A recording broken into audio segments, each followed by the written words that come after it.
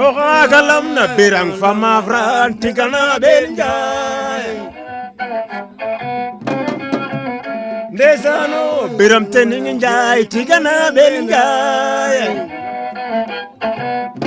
Biram tening mavran la jogano jare tigana benjay. Desano ngime jaw mujuf tigana beljuve.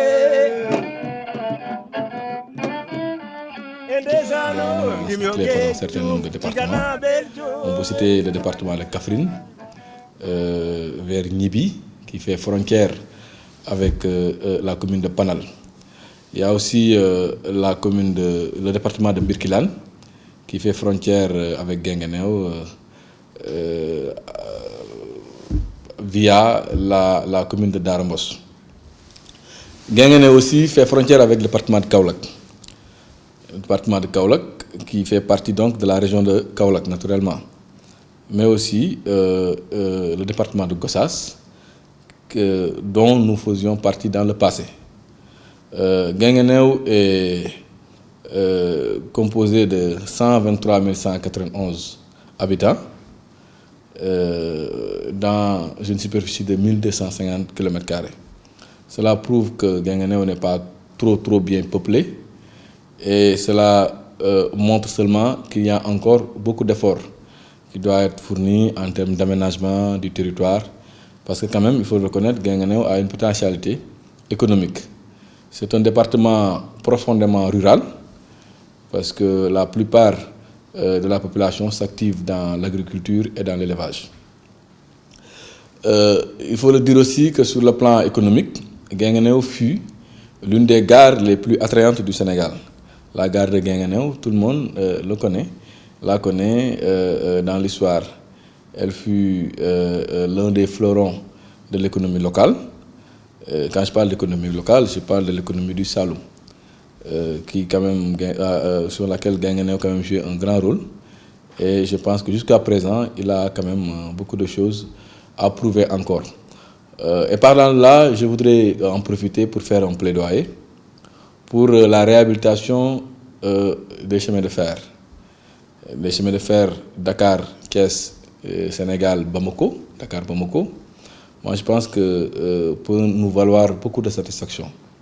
Parce qu'il faut le reconnaître, Guinguinéo doit se positionner comme un hub de commerce, mais aussi il doit se positionner même comme un hub logistique, vu sa position très stratégique vis-à-vis donc de la sous-région. Et c'est pourquoi, il faut le dire, Guinguinéo dans le passé a eu à accueillir une très grande communauté de Maliens. Une très grande communauté malienne à travers même le quartier Campement, où vous allez trouver une très forte communauté malienne qui sont issus donc de l'immigration des Maliens qui venaient au Sénégal pour travailler au niveau du chemin de fer. Et cela a contribué à renforcer le brassage culturel entre nos deux pays. Et je pense aussi que ça fait partie aussi de l'une de nos satisfactions au niveau de Guinguinéo. Ça aussi, moi, je pense qu'il faut le faire remarquer par rapport à nos potentialités économiques et à nos potentialités aussi culturelles. Et il faut dire aussi qu'au-delà de cette communauté malienne-là, qui sont des Mandingues, qui sont bien installés et intégrés même à Guinguinéo, aujourd'hui, on ne peut même pas plus faire la différence entre les personnes issues de l'immigration malienne et les personnes qui sont peut-être authentiquement habitants de Guinguinéo. Mais il faut dire aussi que sur le plan culturel, au-delà de cette ethnie-là, les Bambara souvent qui sont issus de l'immigration, comme je l'ai dit tantôt, il y a une forte communauté Wolof. Communauté Wolof, Baol, on peut dire. Issus aussi de l'immigration, des gens qui ont quitté le Baol pour venir ici à Guinguinéo. Puisque souvent, peut-être l'activité économique constitue très souvent des activités relatives à l'agriculture et à l'élevage. Il y a aussi les Peuls. Bon, les Sérères, moi je pense qu'ici on est dans le Saloum, dans le Sine Saloum. Donc les Sérères aussi sont très bien représentés ici. Et c'est avec plaisir que je vous dis que le dernier roi du Saloum, Bour Saloum Fodé Diouf, avait son palais ici à Guinguinéo.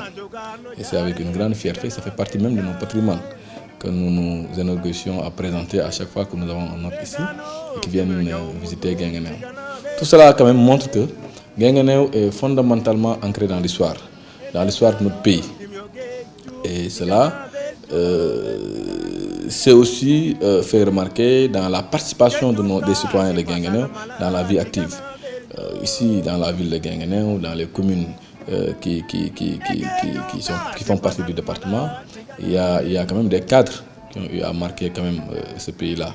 Bon, l'exemple le plus patent qu'on peut donner, c'est le Premier ministre Souleymane Ndéné Ndiaye, qui est issu de Guinguinéo. Il y en a tant d'autres, des généraux de l'armée, et des médecins, etc., etc. Je pense que la liste risque d'être longue.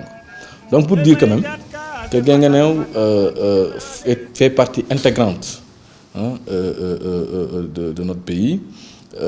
C'est vrai qu'il a été érigé récemment en département, mais nous faisions partie du département de Gossas.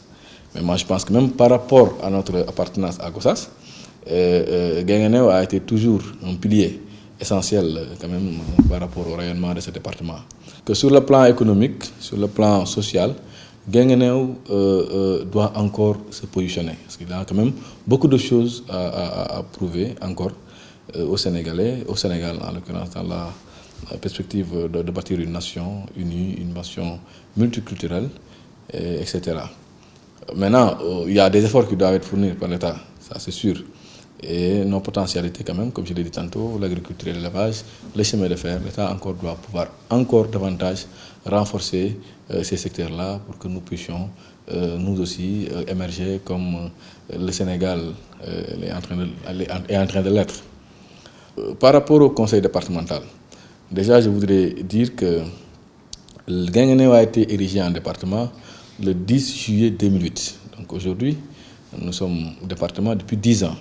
Naturellement, à la faveur de l'acte de la décentralisation, comme tous les autres départements du Sénégal, nous avons pu inaugurer notre conseil départemental, qui est une institution nouvelle, mais une institution quand même qui est en train de s'ancrer dans le quotidien de la population de Guinguinéo. À la faveur de la réforme territoriale de 2008, le département de Guinguinéo a été créé le 10 juillet 2008 par le président Abdoulaye Wade et nous le remercions encore d'avoir créé Guinguinéo comme département. Et nous avons pu hériter de presque 3 communes. Nous l'avons hérité de l'ancien département de Kaffrine, la commune de Mboss, Dara Mboss et Panel, qui sont venus s'ajouter aux autres communes qui sont dans notre territoire, mais qui étaient rattachées à la commune de Gossas, les 9 autres communes que nous avons, à savoir Ourour, Gagnik, Marahoun, etc. Nous avons 2 arrondissements, l'arrondissement de Nguélou et l'arrondissement de Marahoun. Bon, maintenant, s'y ajoute le chef-lieu du département qui est Guinguinéo. Donc, en résumé, nous avons 12 communes. Nous avons 12 communes au niveau de Guinguinéo. Et la population, comme je l'ai dit tantôt, est de 123 191 habitants pour 1250 km². Maintenant, à la faveur de l'acte de la décentralisation, et comme la totalité des départements du Sénégal, nous avons aussi notre conseil départemental. Et par rapport à ça, nous voulons quand même remercier le président de la République sur cette vision qu'il a eue en supprimant les conseils régionaux et en mettant en place les conseils départementaux. Les gens ne le disent jamais assez, mais l'identité de la personne est beaucoup plus départementale que régionale. Que moi, je pars à Dakar, on me demande tu es d'où? Je suis tenté à dire que je suis de Guinguinéo, et non pas je suis de Kaolack. Donc moi, je pense que cela seulement peut être l'argument fondamental pour dire quand même que le conseil départemental était une vision très pertinente du président Macky Sall. Et au-delà, moi, je peux témoigner, je parle sous le contrôle de l'ensemble des personnes qui me suivent. Les gens, ils ont l'habitude de dire qu'en fait, en réalité, ils sentent beaucoup plus le conseil départemental que le conseil régional. C'est vrai que nous faisions partie dans le passé du conseil régional de Fatick. À un moment donné, au début, juste entre 2008 et 2014, nous faisions partie du conseil régional de Kaolack. Il m'est arrivé plusieurs fois de visiter des villages, dans des communes dans le département. Mais chaque fois, les gens me disent, mais attends, nous, on n'a jamais vu, on n'a jamais senti le conseil régional. Bon, là aussi, c'est un argument. hein, qui montre quand même qu'aujourd'hui, si on devait faire le bilan de la décentralisation, cela seulement suffit à dire quand même que cette vision était quand même une vision très pertinente du président Macky Sall. Maintenant, parlant de nos réalisations, déjà nous, quand nous sommes venus, nous nous sommes rendus compte que peut-être les ambitions que nous avions étaient peut-être au-dessus des moyens que l'État peut-être avait mis à notre disposition. Bien vrai que les moyens que l'État avait mis à notre disposition étaient quand même des moyens assez conséquents, comparativement à ce que les 3 départements recevaient, l'ancien conseil régional. Si on devait comparer ce que le conseil régional recevait comme fonds de dotation et fonds de concours, et ce qu'actuellement nous, les 3 départements confondus, Kaolack, Nioro, ça ne fait même pas photo. C'est presque le triple, hein, de ce que recevait le conseil régional. Et maintenant, malgré tout cela, il faut le reconnaître, bon, c'est la nature humaine qui est comme ça. En termes de moyens, en termes de finances, nous ne sommes jamais satisfaits. Donc, les ambitions, comme je l'ai dit tantôt, étaient peut-être au-dessus des moyens que nous avions. Mais nous nous sommes dit qu'il fallait peut-être travailler avec les moyens du bord. Travailler avec les moyens du bord, c'était quoi? C'était de s'orienter vers des actions stratégiques, vers des actions concrètes, mais aussi vers des actions à haute valeur ajoutée pour la population. Et par rapport à ces actions, l'éducation a été ciblée comme étant peut-être l'action phare qu'il fallait quand même attaquer. Il fallait investir sur l'éducation pour que les gens puissent pouvoir quand même se rendre compte de la pertinence de l'actuelle de la centralisation qui a consacré la création des conseils départementaux comme étant des collectivités locales. Ce que nous avons fait, nous nous sommes dit, on est aujourd'hui au 3e millénaire et qu'aujourd'hui il est inconcevable, il est même à la limite même humiliant de ne pas introduire l'informatique à l'école. Quand nous sommes venus en 2014-2015, au niveau du département de Guinguinéo, on avait 0 salle informatique dans le département.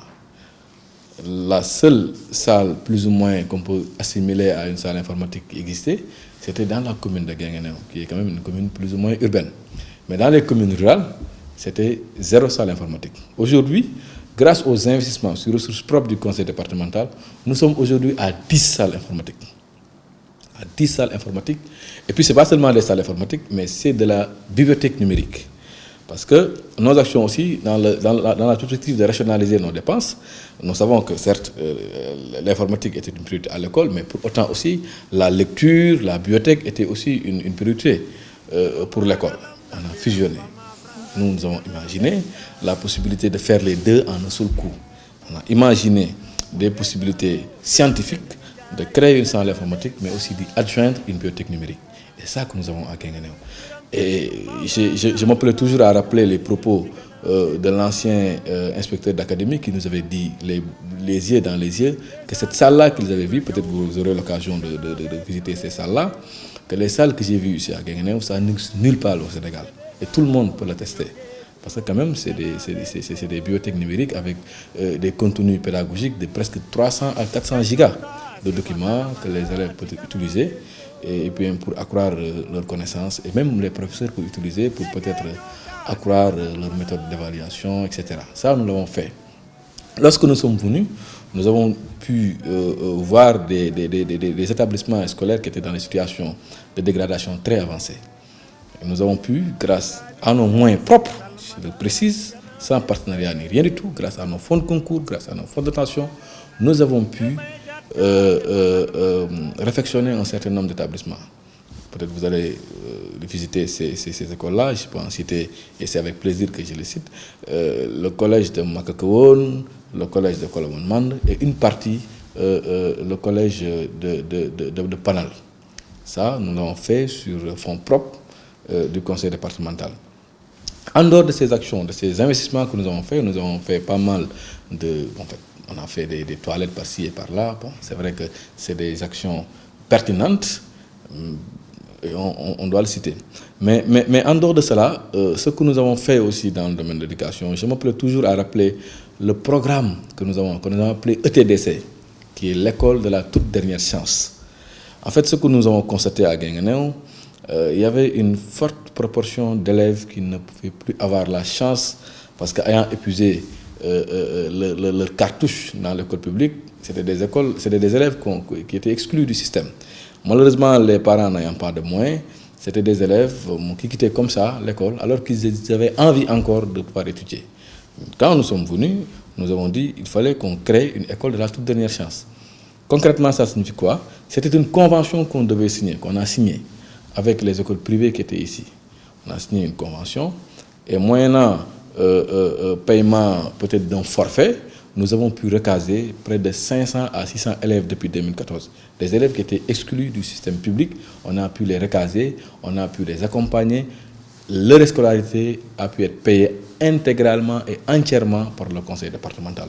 Et je me plais toujours aussi de le rappeler parce que ça nous a valu beaucoup de satisfaction. Peut-être vous aurez l'occasion de rencontrer des parents d'élèves, vous aurez l'occasion de rencontrer des élèves qui ont eu à bénéficier de ce programme. C'est des élèves aujourd'hui qui ont leur BFM, qui retournent à l'école publique. C'est des élèves qui ont leur bac, qui vont maintenant à l'université. Et ça, c'est un programme qu'on a débuté depuis 3 ans. Et nous en avons beaucoup de satisfaction et aujourd'hui, nous plaisons à rappeler cela. En dehors de cela aussi, bon, les fournitures pour tous aujourd'hui, pour le collège, parce que pour l'école primaire, les mairies s'en chargent, et d'ailleurs ils s'en chargent jusqu'à présent. Mais pour l'école secondaire et moyenne, c'était le blackout total avec le conseil régional. Les gens ne voient même pas une craie quitter le conseil régional pour atterrir dans les collèges. Depuis que nous sommes là, chaque année, tous les élèves des collèges et du moyen secondaire bénéficient des fournitures gratuites de la part du conseil départemental. Et ça aussi, je le rappelle, nous le faisons grâce aux subventions que nous recevons de l'État. Eh bien, en dehors de tout cela, les meilleurs élèves, chaque année, près de 1000 prix sont distribués dans les différents établissements scolaires pour consacrer l'excellence au niveau de Guinguinéo. À la faveur d'un concours que nous avons organisé entre les collèges, un programme que nous avons appelé École verte pour un Sénégal émergent, nous avons pu cibler et financer entièrement un projet que nous avons appelé École, comme je l'ai dit, École verte pour un Sénégal émergent. C'est un programme que nous avons imaginé nous-mêmes. Nous nous sommes dit, écoutez, c'est vrai que nous consacrons beaucoup d'efforts dans le domaine de l'éducation, des fournitures et autres, mais il faudrait qu'on travaille aussi à autonomiser les écoles. Il faudrait qu'on travaille pour renforcer le budget des écoles. Il faut que nous travaillions pour que dans l'avenir, que les écoles ne puissent plus attendre une subvention du conseil départemental. On s'est dit, mais pourquoi pas créer des projets d'école. Vous allez à Ouardiakhal, mais il y a un poulailler au niveau de l'établissement qui fait des abattages et qui renforce les caisses de l'établissement. Vous partez à Ouardiakhal, vous voyez un potager à l'école. Vous voyez un bois d'école là-bas. Et tout cela donc, est géré par l'établissement, par les élèves qui aussi en profitent pour pouvoir aussi faire du volontariat, parce que je pense que ça fait partie aussi de nos objectifs. Non seulement nous parvenons à mobiliser des fonds supplémentaires pour l'école, mais aussi nous parvenons à orienter les élèves vers des activités de volontarisme, etc. Ça peut aussi, en certains égards, renforcer leur nécessité de devoir travailler au bénéfice de la nation. Tout cela, nous l'avons fait et je vous dis, c'est seulement dans le domaine de l'éducation. Dans le domaine de la santé, grâce à la territorialisation des politiques publiques, nous avons imaginé la possibilité d'accompagner l'État dans sa politique. Et je vais en citer l'exemple de la CMU. Je vous dis qu'à Guinguinéo, l'année dernière, rien que l'année dernière, près de 3000 personnes ont été gratuitement insérées dans les mutuelles de santé. Souvent, c'est des veuves, c'est des personnes handicapées, c'est des personnes vivant avec le VIH, c'est des personnes indigentes que nous avons pu aider à orienter vers les mutuelles de santé, moyennant 0 franc. Nous avons pris en charge l'ensemble de leurs cotisations et c'est des cotisations annuelles que nous avons fait. C'est des réalisations concrètes que nous avons fait dans le domaine de la santé. Maintenant, pour les perspectives que nous avons dans le cadre du travail que nous devons faire pour la prise en charge des préoccupations de nos concitoyens, après avoir quand même fait beaucoup d'efforts, reconnus d'ailleurs par tous, vous pouvez voir, vous pouvez sortir à Guinguinéo, vous demandez les acteurs, ils vont tous louer la qualité des interventions du conseil départemental dans le domaine de l'éducation. Cette année, nous avons décidé d'orienter nos efforts dans le domaine de la santé. En quoi faisant? Je vous informe qu'à Guinguinéo, il n'y a que le centre de santé qui a une échographie. Parce que oui, il faut qu'on s'oriente dans le domaine de la santé, mais nous avons voulu, les conseils départementaux et moi-même, le bureau du conseil départemental, nous avons voulu orienter, en tout cas faire de la santé maternelle la primeur de nos actions dans le domaine de la santé. À Guinguinéo, on a une seule échographie, un seul matériel d'échographie qui est au centre de santé de Guinguinéo.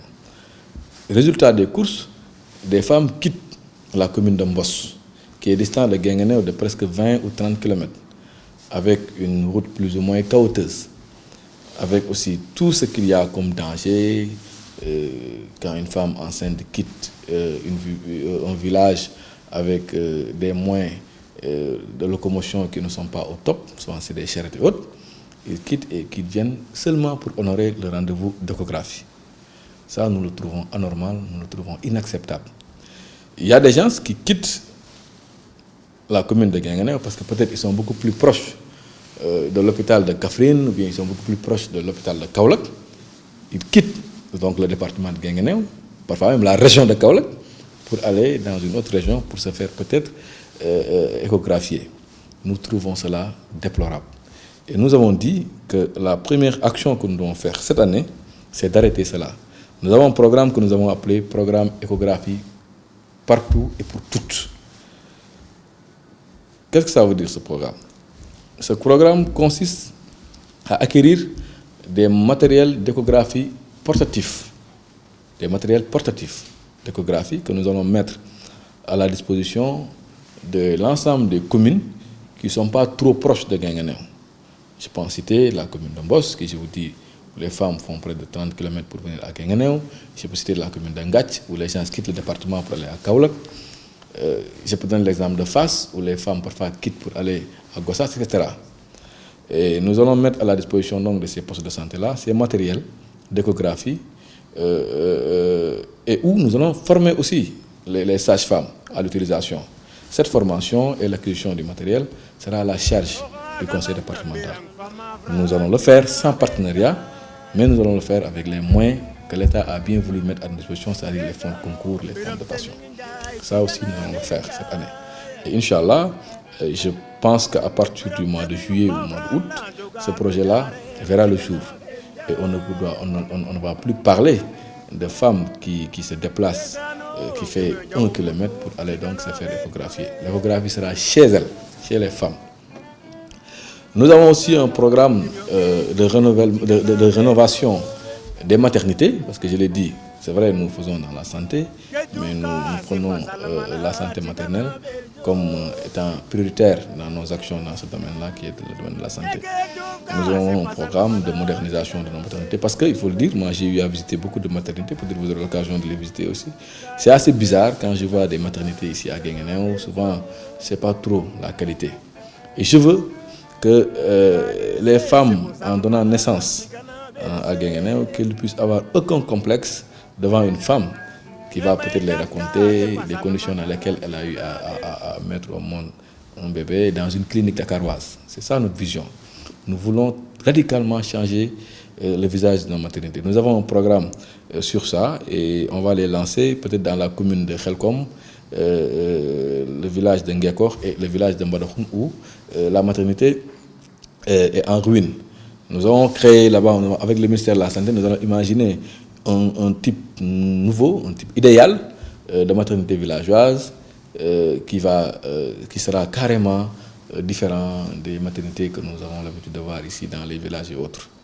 Et puis au-delà même de la maternité, nous voulons faire de nos chefs-lieux de communes des hubs locaux de la santé de l'enfant, de la santé de la mère, etc.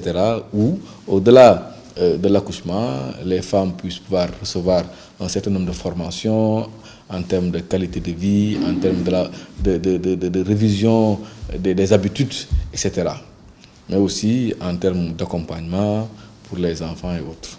Ça aussi sont des actions que nous comptons faire dans le domaine de la santé et dans les perspectives que nous avons pour les années qui vont venir. Et au-delà de cela aussi, c'est vrai, l'État a fait beaucoup d'efforts dans la mise à disposition d'ambulances, mais le problème reste entier. Aujourd'hui, malheureusement, nous n'avons pas beaucoup d'ambulances. C'est vrai, l'État a fait, comme je l'ai dit, nous avons reçu récemment les ambulances au niveau du poste de santé de Guinguinéo, du centre de santé de Guinguinéo et du poste de santé de Gagnic, etc. Mais nous voulons, avec nos moyens propres au niveau du conseil départemental, nous sommes en train de réfléchir pour au moins pour cette année, essayer de mettre à la disposition du département au minimum 4 ambulances. Nous sommes en train de travailler avec des partenaires, Tyson Educ, que je remercie de passage, pour quand même qu'au plus tard, au mois d'octobre, qu'on puisse réceptionner 4 ambulances avec la possibilité, à partir de 2019, d'en rajouter 4 autres pour que toutes les communes puissent au minimum avoir une ambulance, parce que quand même c'est une priorité aussi au niveau du département. Voilà donc, en résumé, les perspectives que nous avons. Donc, histoire seulement de dire que cette année sera une année sociale pour nous. Mais l'année sociale ne sera pas seulement un slogan.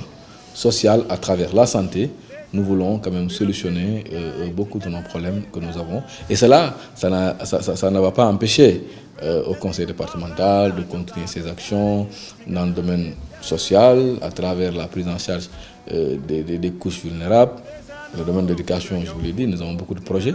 Sur ça, nous allons les continuer. Je voudrais dire que le département de Guinguinéo est un nouveau département, mais un département qui regorge d'énormes potentialités. Et les potentialités les plus importantes qu'il faudrait souligner, c'est les potentialités humaines. La qualité de la ressource humaine au niveau de Guinguinéo.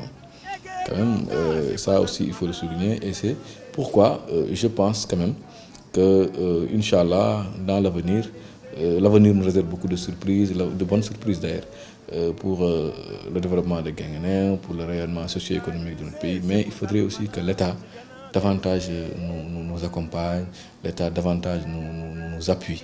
Parce que nous sommes un nouveau département, nous avons besoin de grandir.